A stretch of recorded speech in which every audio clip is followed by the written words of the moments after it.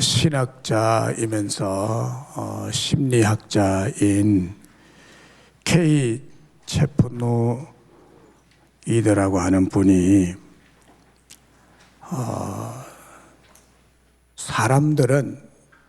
거의 대부분의 사람들은 눈에 보이지 않는 감옥에 갇혀 있다 라는 말을 했습니다. 자기가 만든 감옥 속에 자기를 가두놓고 살아가고 있다라고 말했는데, 그 감옥의 종류가 6가지가 있다고 했습니다. 그래서 이 보이지 않는 자기가 만든 감옥에서 빠져나오고 탈출하기 전에는 그 누구도 진정한 평안을 누릴 수 없고 행복할 수가 없다고 말했습니다. 그 6가지 감옥이 뭐냐? 첫째는 자기 도취의 감옥이라는 것입니다. 자기 도취의 감옥. 이게 뭐냐? 나만 예쁘고 나만 잘났다는 생각을 하는 사람이라는 것입니다. 일명 공주병, 왕자병이라 할 수 있습니다. 그래서 언제나 자신만 소중하고 다른 사람의 소중함을 잘 모르는 자기 도취의 감옥에 사람들이 갇혀 있다는 거예요. 이런 사람은 주로 내로남불의 사람들이죠. 자기 도취의 감옥. 그다음에 두 번째 감옥은 비판의 감옥이라는 것입니다. 매사에 다른 사람의 단점만 보고 비판만 가하는 사람입니다. 그래서 이 사람은 자기 스스로가 비판의 감옥에 갇혀 있기 때문에 다른 사람의 장점이 많지만은 그 좋은 점, 장점을 보지 못하고 단점만 보고 항상 비판만 일삼는 사람. 이 사람은 자기 스스로를 비판의 감옥에 가두어 놓고 있는 사람이라는 것입니다. 세 번째 감옥은 절망의 감옥입니다. 세상 만사를 항상 부정적으로 보고 절망합니다. 아이고 어떻게 사노, 절망스럽다. 그래서 소망이나 희망을 보지 못하는 사람, 언제나 절망하고 절규하는 절망의 감옥에 갇혀 사는 사람들이 있다는 것입니다. 네 번째는 과거지향적인 감옥입니다. 늘 이 사람은 과거를 돌아보면서 과거가 좋았는데, 옛날이 좋았는데, 그때가 참 좋았는데 하면서 과거를 황금시대라고 생각합니다. 그래서 현재나 미래는 늘 근심하면서 부정적으로 생각하는 사람을 과거지향적 감옥에 갇힌 사람이다 라고 말했습니다. 다섯 번째 감옥은 선망의 감옥이라는 것입니다. 내가 가진 것은 별것 아니라고 생각하고 이웃이나 다른 사람이 가진 것을 좋게 보고 부러워하는 사람입니다. 여섯 번째는 정오와 질투와 시기의 감옥이라는 것입니다. 이런 사람은 다른 사람이 자기보다 잘 되는 것을 눈뜨고 보지 못하는 사람입니다. 이 사람의 심령 상태는 정오와 질투와 시기의 감옥이라는 감옥에 자신이 갇혀 있기 때문에 그렇게 다른 사람이 잘 되고 다른 사람의 좋은 것을 시기하고 질투하고 정오한다는 것입니다. 그래서 이 심리학자 K 제프노이드라는 이분은 이 6가지 감옥을 한마디로 줄여서 말하면, 이런 감옥에 갇힌 사람은 주로 누구냐? 자기 중심성이 아주 강한 사람이 이런 감옥을 만들어서 살아가는 사람이다 라고 말했습니다. 모든 일을 자기 중심에서 생각하고 말하고 행동하는 사람입니다. 이런 사람은 자기 감옥이 6가지나 된다는 거예요. 현대인들 가운데 대부분의 사람들이 이 6가지 감옥 중에 갇혀서 불행을 자초하며 살아가는 그런 사람들이 많다 해도 과언이 아닐 것입니다. 오늘 본문에 나오는 야곱이라는 사람이 바로 자기 중심적인 6가지 감옥을 가진 그런 사람이라고 말할 수 있습니다. 야곱은 지극히 자기 중심적인 탐욕과 욕망이 많은 사람이었습니다. 그래서 자기 자신을 위해서라면 무엇이든지 할 수 있는, 자기에게 유익이 된다면 무엇이든지 할 수 있는 그런 사람이었습니다. 그래서 야곱은 자기 자신을 위해서라면 형도 아버지도 외삼촌도 속이고 이용하는 그런 사람 아니었습니까? 오늘 본문의 배경을 살펴보면 창세기 35장을 오늘 우리 읽었는데 그 앞에 34장을 보면은 이 본문에 대한 배경이 자세하게 나타나 있습니다. 그 내용을 말씀드리면 야곱의 가족들이 외삼촌 집인 화란에서 자기 고향 땅인 가나안으로 돌아와서 가나안 땅 중에 세겜이라는 땅에 정착해서 살게 된 때를 35장에서 기록하고 있습니다. 그때에 세겜 땅에 와서 가나안 땅에 들어와 가지고 세겜 땅에서 이제 살게 되는데 어느 날 야곱의 딸 디나가 그 세겜 동네 구경을 나갔습니다. 세겜 동네에 구경을 나갔습니다. 그런데 그 구경 나갔는데 이 가나안 땅에는 히위 족속이 살고 있었죠. 히위 족속에 하몰의 아들 세겜이라는 자가 있었는데 이 세겜이 그 세겜 지역의 추장이었습니다. 그러니까 추장의 이름을 따서 세겜이라고 그랬죠. 이 추장인 세겜에게 이제 추행을 당합니다. 강간을 당합니다. 이방인과 결혼을 금하는 문화에서 이방인에게 성폭행을 당했다는 것은 있을 수 없는 일이었습니다. 화가 난 디나의 오빠들 곧 시몬과 레이가 칼을 차고 나가서 세겜 집안 남자들을 모조리 죽입니다. 어떻게 그렇게 죽일 수 있었느냐? 할례를 받게 만들어가지고 꼼짝 못하게 만들어 놓고 다 칼로서 죽입니다. 그래서 강간은 사륙으로 이어지고 사륙은 더 큰 복수를 불러오는 피비린내 나는 전쟁터가 되고 맙니다. 이 세겜 땅이. 축복의 땅 가나안 땅이 피가 흐르는 저주의 땅이 되고 말았습니다. 큰 축복을 많이 받고 가득 받고 가나안으로 돌아온 야곱의 집안이 갑자기 얼마나 안 좋은 상황으로 흘러가는지 창세기 34장 30절에 아버지 야곱의 탄식이 이렇게 나옵니다. 야곱이 시몬과 레이에게 이르되 너희가 내게 화를 끼쳐 나로 하여금 이 땅 주민 곧 가나안 족속과 브리스 족속에게 악취를 내게 하였도다. 나는 수가 적은즉 그들이 모여 나를 치고 나를 죽이리니 그러면 나와 내 집이 멸망하리라. 큰일 났습니다. 여기에 나는 수가 적은즉 그들이 모여서 나를 치고 나를 죽이리니 그러면 나와 내 집이 멸망하리라. 세겜 지역의 남자들을 다 이제 죽였죠.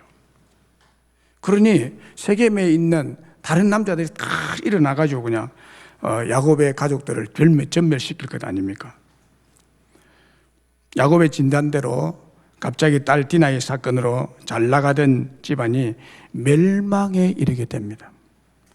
이 문제를 어떻게 해결해야 할까요? 갑자기 야곱의 집안에 불어닥친 이 재앙을 어떻게 이겨내야 야곱의 가정이 다시 평화롭게 살 수 있을까요? 과연 야곱의 집이 다시 안전하게 살아갈 수 있는 회복의 방법이 있기는 할까요?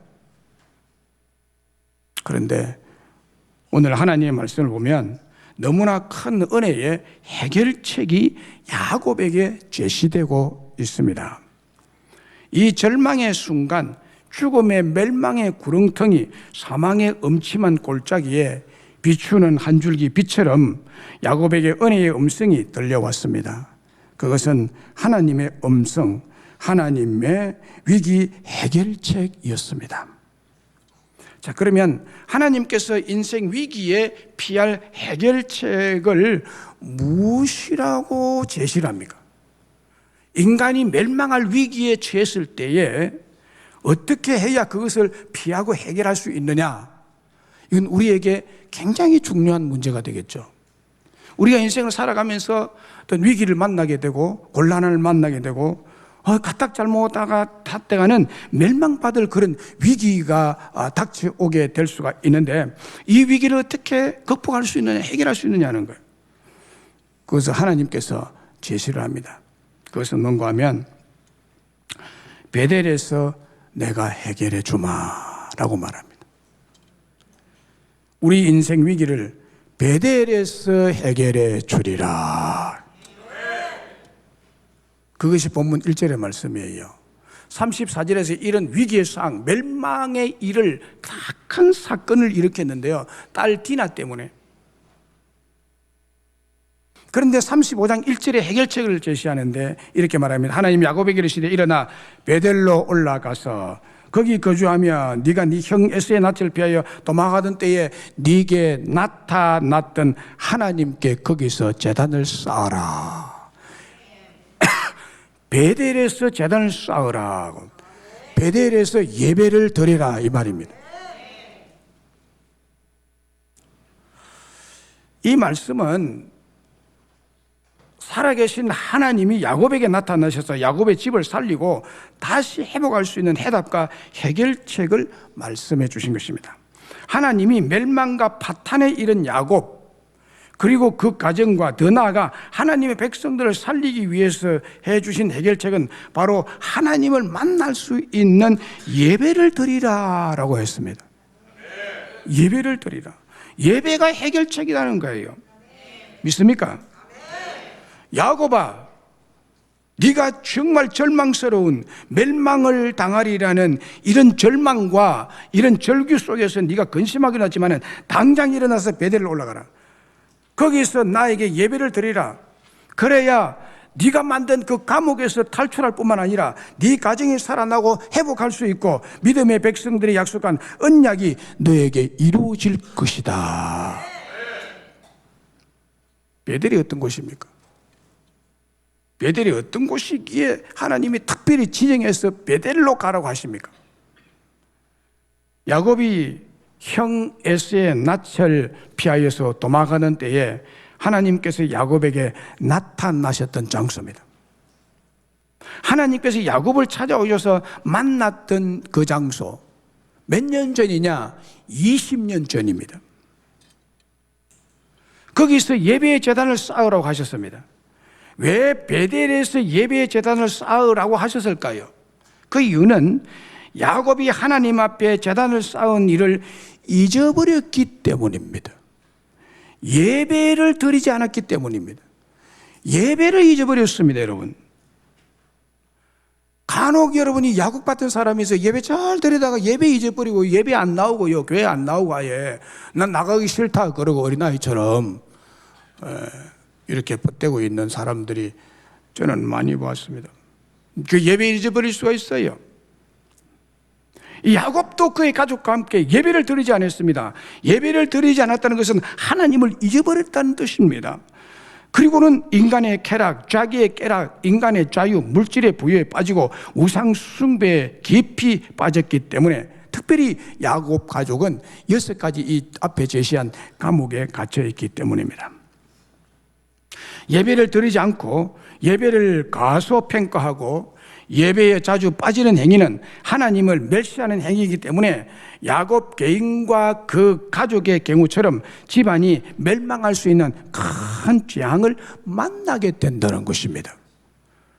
어떤 일을 통해서, 누구를 통해서, 무슨 사건을 통해서 이런 멸망의 위기가 도달할지 모릅니다. 야곱의 경우는 디나의 사건 때문에 이런 일이 일어나게 된 것입니다. 오늘 본문 이전에 살았던 야곱의 삶의 스토리를 살펴보면 창세기 32장을 읽어보면 그가 야복 강가에서 야곱이 하나님 만난 이후에 야곱이 하나님을 찾거나 하나님과 대화를 나누는 일, 혹 혹은 예배의 제단을 쌓는 행위는 33장과 34장에 넘어오면서 한 번도 없습니다.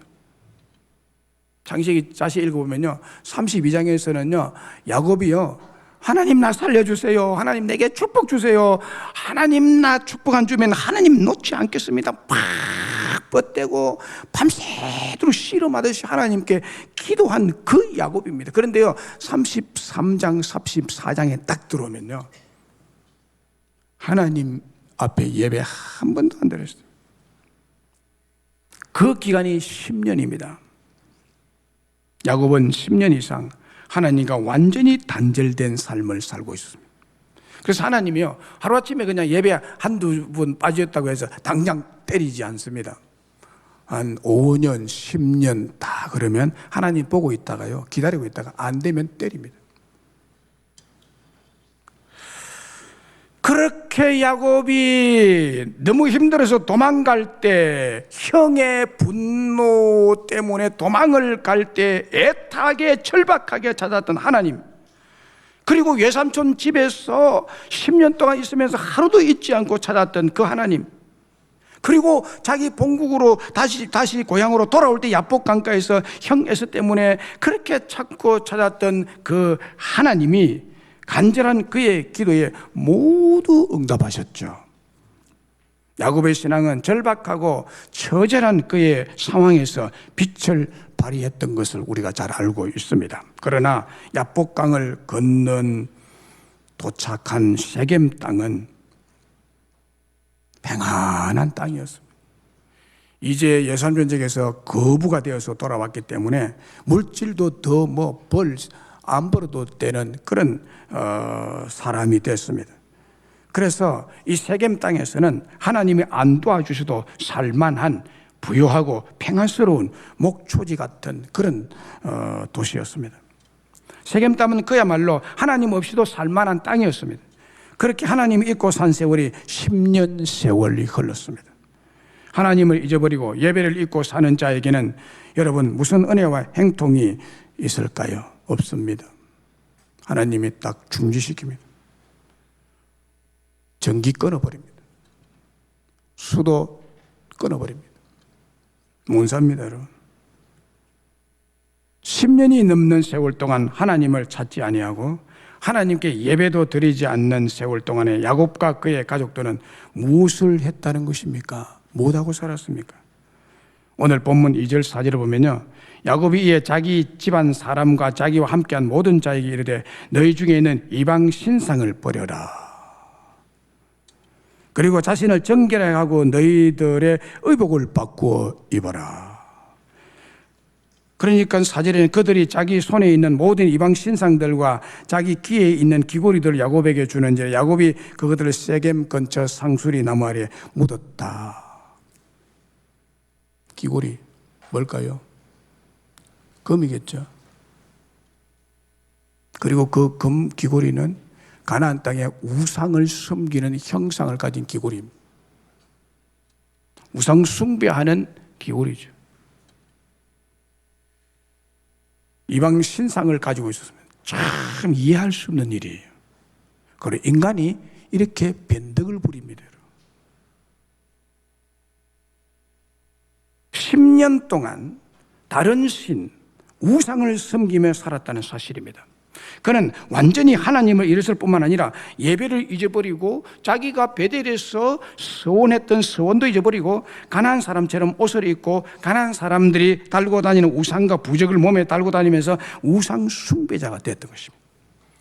야곱, 그는 이제 100% 가나안 사람으로 살았습니다. 이방 민족처럼 살았다는 거예요. 여러분, 가나안이 거꾸로 읽으면 뭔지 아세요? 안 나가입니다. 예배 안 나가. 하나님의 은혜를 송두리째 잊어버리고 죄 멋대로 먹고 마시고 즐기고 놀기 시작했습니다. 교회 안 나가. 가나안 땅에서. 이 야곱에게 아무 말도 하지 않으면 아무도 모를 정도로 가나안 사람보다 더 가나안 사람으로 살았던 야곱의 가족을 모습을 보고 있노라면 야곱의 집안에 큰 시험과 멸망의 재앙이 닥친 것은 당연한 결과요, 필연적인 징계였을 것입니다. 그런데 우리는 오늘 본문에서 야곱에게 닥친 또 한 번의 멸망의 비극적 속에서도 감동의 하나님의 음성을 들을 수가 있습니다. 야곱은 하나님을 잃어버렸고 외면했지만은 하나님은 그때도 그 10년 동안도 하나님을 전혀 찾지 아니하고 이방신을 섬기는 그 순간에도 하나님은 야곱을 잊어버리지 않으셨다는 사실입니다. 야곱을 버리지 아니했다는 사실입니다. 야곱은 하나님을 찾지 아니했지만 하나님이 야곱을 찾아오십니다. 하나님이 야곱의 가정, 하나님의 백성을 살리기 위해서 베델로 가라고 이 세겜에 다시 찾아오신 하나님이십니다. 하나님께서 야곱과 그의 가정, 택한 백성들을 살리려고 베풀어 주신 해결책이 뭡니까? 바로 예배입니다. 야곱의 집안이 멸망으로부터 살아나는 방법은 잃어버린 예배를 회복하는 것이었습니다. 그것만이 야곱의 집안, 하나님의 백성들이 살아나는 여러분 유일한 방법이라는 사실, 유일한 하나님의 해결책이라는 사실을 여러분 기억하시기를 바랍니다. 야곱은 에스를 피해 도망갈 때 베델에서 하나님이 나를 지켜주시면 내가 이곳으로 다시 돌아와서 이곳에 하나님의 집인 예배 처소를 지어서 이곳에 제단을 쌓아 예배를 잘 드리겠습니다 뿐만 아니라 나의 소득의 11조를 하나님 앞에 반드시 드리겠습니다 라고 약속한 장소였습니다. 그 약속을 체결한 이후 하나님은 야곱을 완벽하게 지켜주시면서 신실하게 그 약속을 이행하여 주셨던 것입니다. 그런데 야곱은 이 하나님과 약속을 외면하고 잊어버렸습니다. 까맣게 까먹어버렸습니다. 살기 좋아지니까, 물질이 많아지니까, 하나님이 없이도, 기도 없이도, 예배 없이도 살만하니까 그런 거예요. 여러분, 살만해도 예배 잊어버리면 안 됩니다. 하나님이 잊어버리면 안 됩니다. 하나님의 집인 베델로 가지도 않고 11조도 드리지 아니했습니다. 그래서 하나님은 야곱의 가정을 살리기 위해서 야곱의 잃어버린 두 가지를 기억나게 하셨습니다. 먼저는 그에게 베델로 올라가서 예배를 드려라. 잃어버린 예배를 회복시킵니다. 다음으로는 그곳에서 11조를 제단에 드리라고 명령했습니다. 다행스럽게 야곱은 하나님 명령에 기억상실적 환자가 기억이 되돌아온 것처럼 신속하게 순종합니다. 한 명도 빠지지 않고 모든 가족들을 불러서 세겜에서 가진 모든 우상을 버리고 베델로 올라가서 그곳에서 예배를 드립니다. 그리고 지난 20년간 베풀어 주신 물질의 11조를 제단에 드림으로써 하나님과의 단절된 관계를 회복합니다. 그러자 그렇게 거칠게 불던 가정의 풍파, 멸망의 풍파가 잠잠해졌습니다. 예배 드리고 난 다음에 결과를 보세요. 여러분, 어떤 일이 일어났는지 보세요. 9절로 15절에 보면요, 하나님이 다시 야곱에게 나타나셔서 그에게 복을 주셨다고 말씀합니다. 아멘. 하나님이 복을 주십니다. 하나님은 예배를 통해서 야곱과 그의 자녀들을 살려내셨습니다. 예배를 통해서 야곱에게 다시 주신 은혜를 보면 복된 이름인 야곱 대신에 이스라엘의 복된 이름을 주셨습니다. 그리고 생육하고 번성하는 축복을 주셨고 야곱의 후손에서 이스라엘 다스리는 주권자 왕들이 날 것이라고 약속합니다. 참 놀라운 축복 아닙니까, 여러분? 그렇습니다. 하나님께서요, 인생의 위기, 멸망의 위기를 피할 해결책인 베델을 우리에게 주신 은혜가 참 큽니다, 여러분. 예배할 나의 하나님의 베델, 하나님의 집, 예배를 드릴 수 있고 그곳에서 하나님을 만날 수 있도록 예배의 은혜를 우리에게 주신 것이 지상 최고의 축복인 줄로 믿습니다. 사람이 하나님을 만난다는 것은 굉장히 어렵습니다. 거의 불가능합니다. 왜 하나님을 만나기가 어려우냐? 두 가지 이유 때문인데요. 첫째는 하나님은 영이시기 때문입니다. 눈에 보이지 아니하시는 분이세요. 영은 육체가 아니기 때문에 육체적인 기능을 가지고 있지 않습니다. 예를 들면 두 다리로 걷는다든지, 두 팔을 가지고 움직인다든지, 코로 숨을 쉰다든지, 음식을 먹는다든지 하는 등의 육체적 행동이 없습니다. 영이기 때문에. 그리고 영은 손으로 붙잡거나 눈으로 볼 수가 없습니다. 하나님은 영이시기 때문에 육체적인 조건으로는 만나기가 어렵습니다. 그래서 일반 사람들은 하나님 만나기가 하늘의 별따기입니다. 둘째는 하나님은 절대자이시기 때문에 인간이 만나기 어렵습니다. 상대적 가치가 절대적 가치를 만난다는 것은 굉장히 어렵다는 것은 상식 아니겠습니까? 유한한 존재가 영원한 존재를 만나는 것도 어렵습니다. 제한적 존재가 초월적인 존재를 만나는 것도 어렵습니다. 하나님은 절대자이신데 반해 인간은 유한하고 무력한 존재입니다. 그렇기 때문에 인간이 하나님을 아무 때나 어디서나 만난다는 것은 거의 불가능한 것입니다. 그럼에도 불구하고 야곱만큼은 이렇게 만나기 힘든 하나님은 수시로 만나고 수시로 하나님 음성을 듣고 한 사람은 아마 없을 것입니다.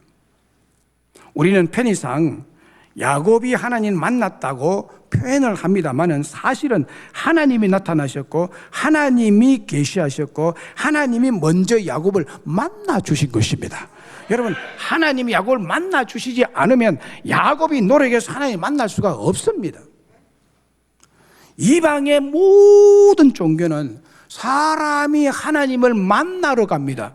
신을 만나러 갑니다. 불상 앞에 절을 해 가가지고 거기서 불상을 만나기를 원합니다. 그러나 기독교 신앙은 그 반대입니다.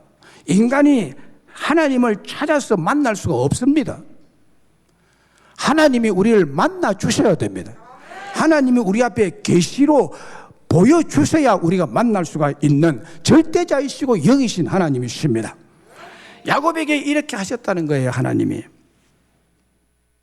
야곱이 하나님을 찾은 것이 아니라 하나님이 야곱을 찾아오셔서 만나 주셨는데, 특별히 야곱이 외로울 때, 야곱이 사기를 당하고 억울한 일을 당했을 때, 야곱이 위험한 일을 만났을 때, 야곱이 멸망의 위기를 만났을 때 하나님은 그에게 가까이 다가오셨습니다.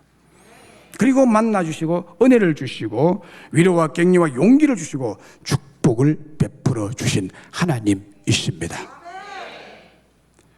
하나님은 저와 여러분에게, 오늘날 우리에게도 엘베델의 은혜, 엘베델이라는 것이 무슨 뜻입니까? 엘은 하나님이죠. 그래서 하나님의 베델이라는 거예요. 베델이라는 것이 또 뭡니까? 베이트엘인데, 베이트는 비트, 집이라는 뜻이에요. 엘은 하나님, 하나님의 집의 하나님이라는 거예요. 엘베델. 그래서 하나님은 우리에게 이 엘베델의 은혜와 축복을 주신 줄로 믿습니다. 베델의 하나님은 영이신 하나님, 절대자이신 하나님이십니다. 이 하나님께서 우리의 예배의 현장에 오십니다. 왜요? 여러분을 만나려고. 여러분 만나려고. 만나서 뭐 하려고요? 구원해 주시기 위해서입니다. 어려움을 해결해 주시기 위해서입니다. 그리고 우리에게 필요한 말씀을 주시는 분이십니다. 시편 121편에서 예배 중에 우리를 만나주시는 하나님을 이렇게 고백하고 있습니다. 예배 중에 우리가 하나님 만날 수 있는 그 길을 말합니다. 내가 산을 향하여 눈을 들리라. 나의 도움이 어디서 올까? 여러분, 여러분의 도움이 어디서 온지 아십니까? 하나님이 주십니다. 나의 도움은 천지를 지으신 여호와에게서로다. 여호와께서 너를 실족하지 아니하게 하시며 너를 지키시는 졸지도 아니하시리로다. 이스라엘을 지키시는 이는 졸지도 아니하시고 주무시지도 아니하시리로다. 여호와는 너를 지키시는 이시라. 여호와께서 내 오른쪽에서 내 그늘이 되시고 낮에 해가 너를 상하게 하지 아니하며 밤에 달도 너를 해치지 아니하리로다. 여호와께서 너를 지켜 모든 환난을 면하게 하시며 또 내 영혼을 지키시리로다. 여호와께서 너의 출입을 지금부터 영원까지 지키시리로다.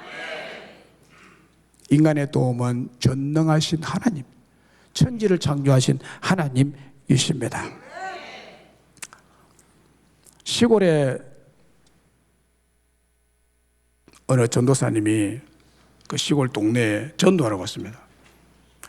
하나님 믿고 예수 믿고 복 받으세요, 교회 나오세요, 그러면서 다니는데 어느 건장한 시골 농부 청년이 전도사님 턱 밑에까지 와가지고 하나님을 믿어? 하나님을 믿어? 그러면 주먹을 불끈 쥐면서 내 주먹을 믿으라, 내 주먹을 믿으라. 그렇게 하고 난 다음 날 산에 칡을 캐러 갔습니다. 산에 칡을 캐러 갔는데 팔뚝만한 칡이 너무너무 좋은 칡을 발견했습니다. 그런데 그 칡이 큰 바위 틈 밑으로 이렇게 뿌리를 두고 들어가 있습니다. 이 사람이 그 칡이 탐이 나가지고 칡을 파고 들어갔습니다. 파고 들어갔어요. 바위 밑에 흙이 어수지죠. 칡 파기 위해서. 그래서 어느 정도 파가지고 손을 그 구덩이에 집어넣어서 칡을 쫙 빼려고 하는 순간 큰 바위가 그 사람의 팔을 꽉 눌러버렸습니다. 이제 칡이 빠지는 것이 아니라 팔이 안 빠집니다. 팔이 안 빠집니다. 이 사람이 새파랗게 찔려갑니다. 동네 집에서 이 사람이 산에 갔는데 사람이 안 오는 거예요. 밤이 돼도 안 오는 거예요. 그래서 동네 사람을 동원해가지고 이 사람을 산에 찾으러 갔어요. 산에 찾으러 가니까 그 바위 밑에 손이 깔려가지고 이렇게 죽어가고 있습니다. 손 안 빠집니다. 그래서 도끼를 가지고 손을 찍었다, 손을 절단했다는 그런 얘기가 있습니다. 내 주먹을 믿어라. 그 손 잘려야죠. 그래 하나님 믿죠. 여러분, 여러분의 도움이 어디에서 오십니까? 내 주먹입니까? 하나님이십니까?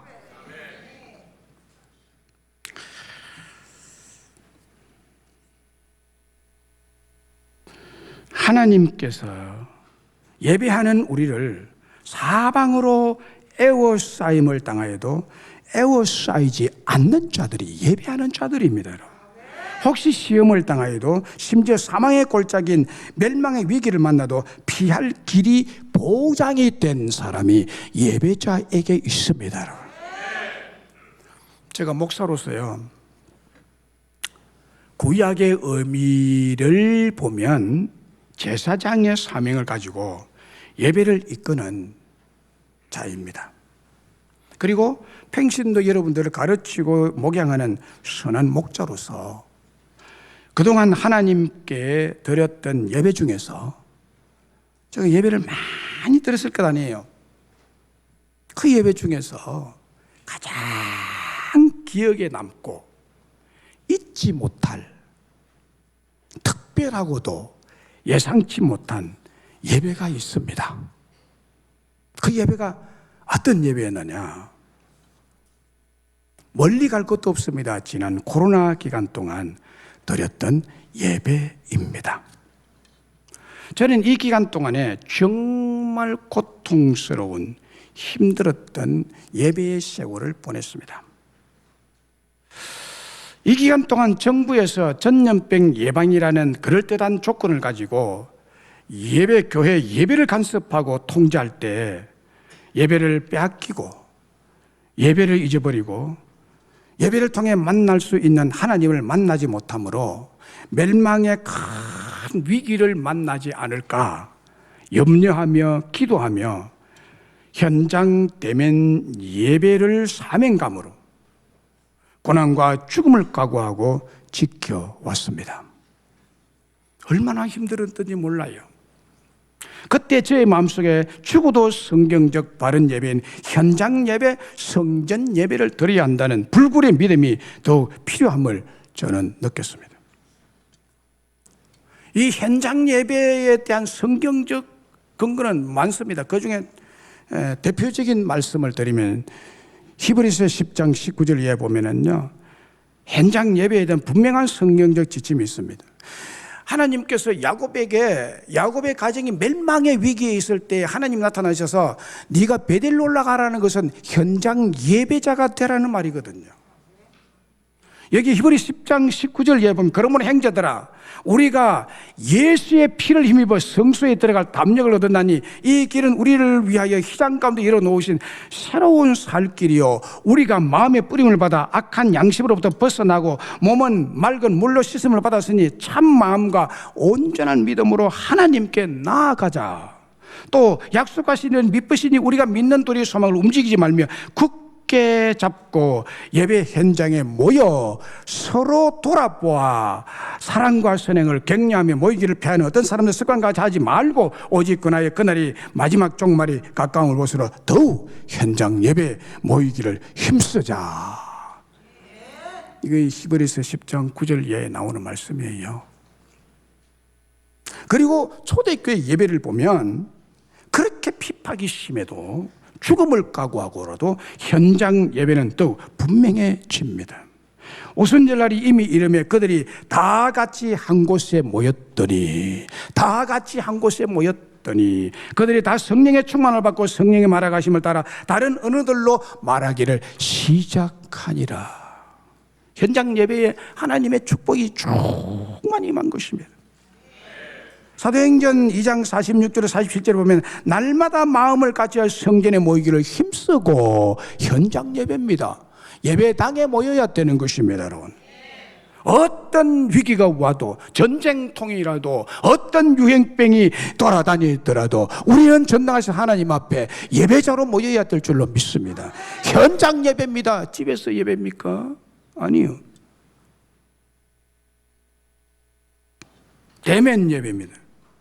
비대면 예배 아닙니다. 그런데 한국교회는 대부분이 성경에서 제시한 바른 예배인 현장 대면 예배를 외면하고 무서워서 피함으로 바른 성경적 예배, 사도행전의 예배가 왜곡되어 버렸습니다. 당시 한국교회는 대부분이 주일인데도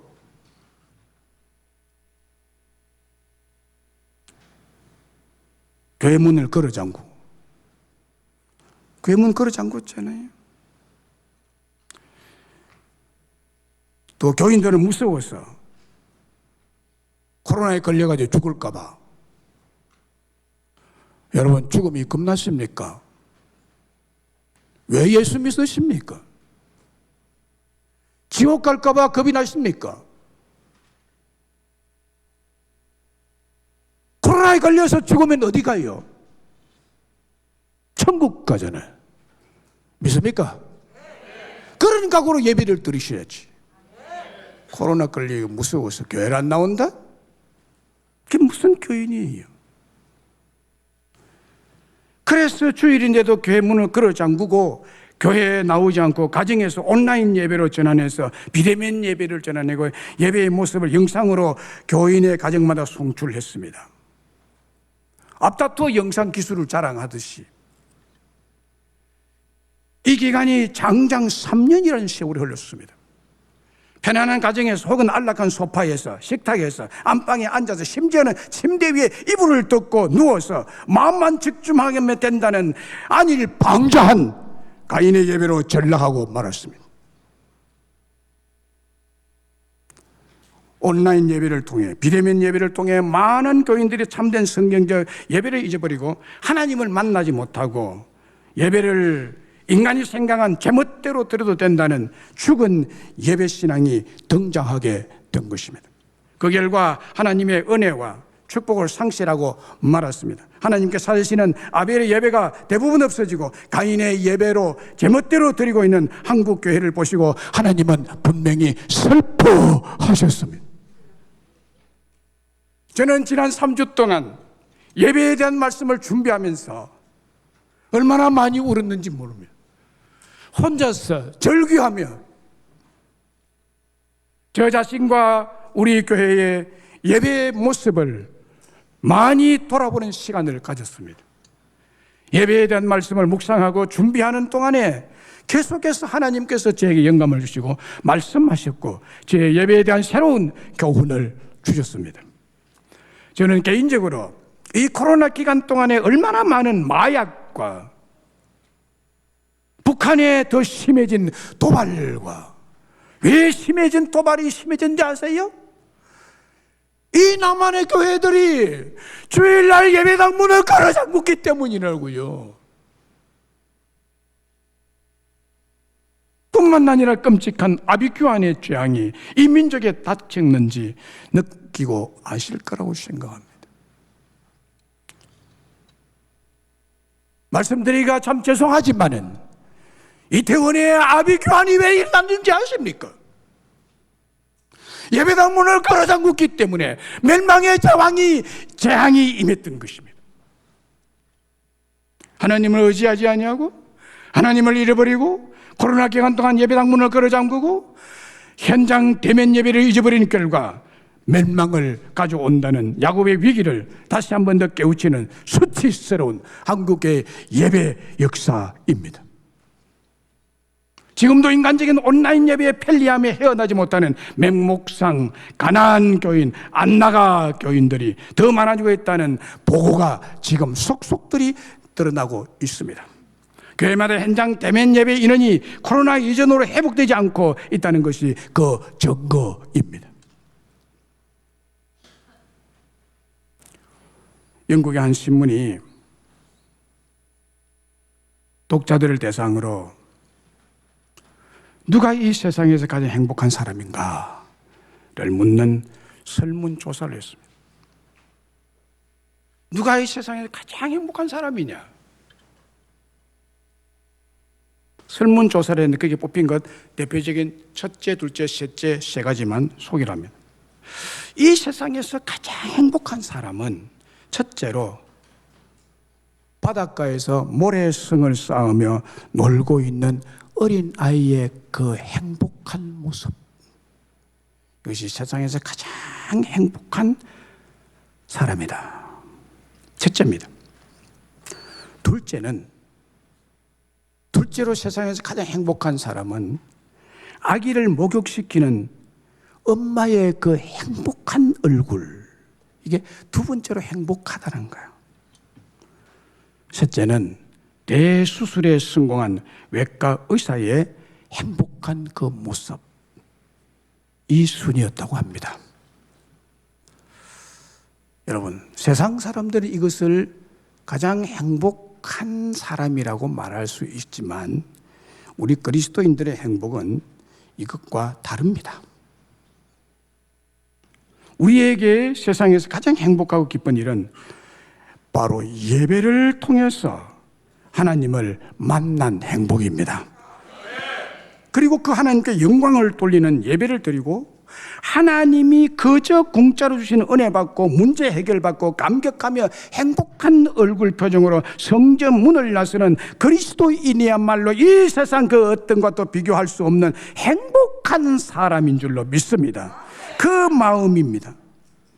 예배를 통해 은혜 받고 감격하는 행복한 그리스도인들, 그 성도의 모습은 천사에 비할 바가 있을까요? 모나리자의 미소에 비할 바 있을까요? 그 행복한 얼굴은 미스 코리아에 비할 수가 있을까요?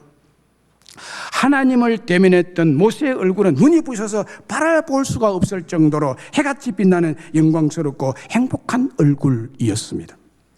그러므로 교회는 이 지상에서 하나님을 만나기 가장 좋은 현장 예배 장소일 뿐만이 아니라 인생을 가장 행복하게 만드는 은혜의 장소, 축복의 장소인 줄로 믿습니다. 우리가 행복하고 성공하고 복을 받으려면 하나님을 여러분 늘 만나셔야 됩니다. 그분과 늘 교제해야 됩니다. 하나님과 늘 교제하는 방법은 교회에 나와서 예배를 드리는 것입니다. 예배를 소홀히 취급하면 안 됩니다. 예배에 게으르면 안 됩니다. 예배에 빠지면 안 됩니다. 그래서 바른 예배를 위해서 몇 가지 지침을 말씀드리겠습니다. 첫째는 정한 예배 시간에 빠지지 않아야 됩니다. 새벽, 낮, 오후 기도의 시간, 정한 날 정한 시간에 열심으로 나오셔야 됩니다. 둘째는 정한 시간을 지키셔야 합니다. 물론 거리관계나 교통수단의 문제들이 있습니다만은 예배 시간을 감안해서 예배 10분 전에 도착하도록 시간을 지키셔야 됩니다.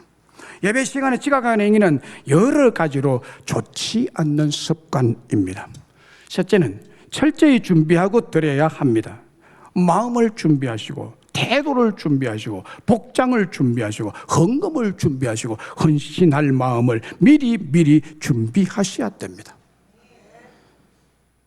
그리고 예배 전에 절대로 다투거나 싸우거나 예배 방해하는 행위는 해서는 아니 됩니다.